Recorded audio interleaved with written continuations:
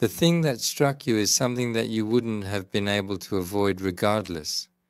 Additionally, it's important to note that he didn't avoid you, and he also didn't strike you. But when you look at it from here, you have been confirmed actually could have come. The thought that he could come to me, he could be mine, can generate depression in people. Just narrowly missing out on such a close and valuable blessing can suddenly plunge it into a state of complete despair and distress. However, an individual who has faith and comprehension, even at the atomic and subatomic level, will recognize that every occurrence, including the descent of a leaf, is solely subject to the authorization and intention of the Supreme Creator, who brought about life and established its framework. Therefore, they will refrain from entertaining such a notion. He knows he wasn't going to come to me anyway. She was already as distant from me as heaven is from earth, like east is from west. He reached the person whom Allah Almighty has precisely hit and appointed. Therefore, the Messenger of Allah, peace and blessings be upon him, used to remind himself and those around him of this after prayers. O Allah, there is no knowledge except what you have bestowed upon us. There is no one who can hinder or obstruct what you bestow upon us. No one can prevent what you will give. No one will give what you have given and prevented. There is no one who can prevent what you will give, and no one who will give what you have given and prevented from happening. Therefore, if Allah Almighty wills to give something, no one can prevent it. The person who became pessimistic, sad, and sorrowful because the expected good did not come to hand, whether someone intervened because it did not come to our hands, whether someone prevented it, whether others said such things about us, or whether others caused a problem. When we say think like this, we're reformatting ourselves now. Oh Allah, no one can prevent what you've given.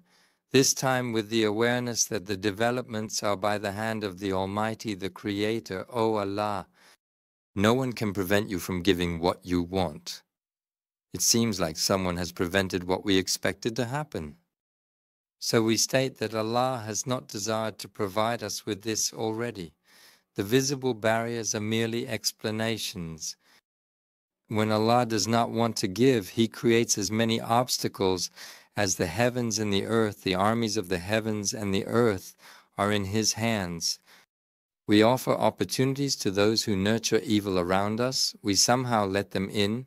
But a good that does not capture us with our own face can only happen if God does not desire it, or if we actively reject it. Otherwise, in the event that He were to give, no one would have the ability to prevent or hinder what Allah, the Almighty and Majestic, desires to give.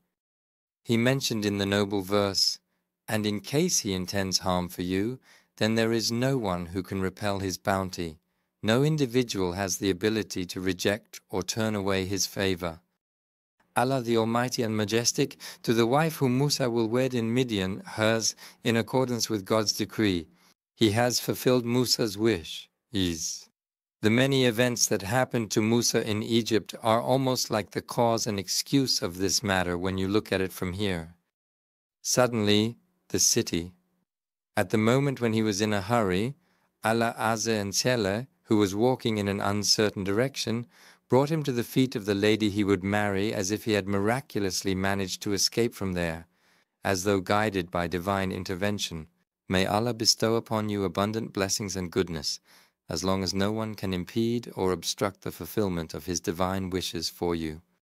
In this respect, life is a process in which we pass through the consciousness that Chanabi Haq measures, records, and writes our reactions, as if it were a booklet, opening it page by page in front of us, regardless of what we give, making us feel secure in life, showing consent to the decree of Senabi Haq, directing our future, horizon, and dreams towards the promises of Allah Azza wa Jalla, living life with high excitement, high expectations, and high motivation, and experiencing a sense of fulfillment that comes from aligning our lives with the will of the Almighty.